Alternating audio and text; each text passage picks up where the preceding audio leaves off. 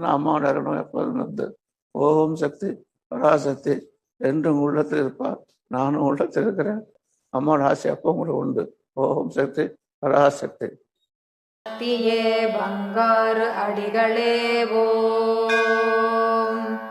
குருவடி சரணம், திருவடி சரணம். உலகமெல்லாம் சக்தி நெறி ஓங்க வேண்டும். ஒவ்வொரு குலக்குறையும் நீங்க வேண்டும். ஒரே தாய் ஒரே குலம். அன்னையின் அருள்வாக்கு. இங்கு விழாக்களை கொண்டாடுவது பெரிதல்ல. வருகிற பக்தர்களுக்கு பக்குவத்தை உண்டாக்க வேண்டும். அமைதியை நிலைநாட்ட வேண்டும். மனிதனின் மனம், செயல், பார்வை மூன்றும் ஒருநிலைப்பட வேண்டும். அதற்குத்தான் வேள்வி.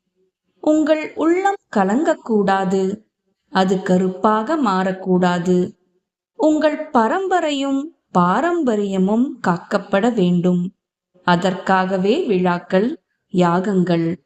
ஓம் சக்தி.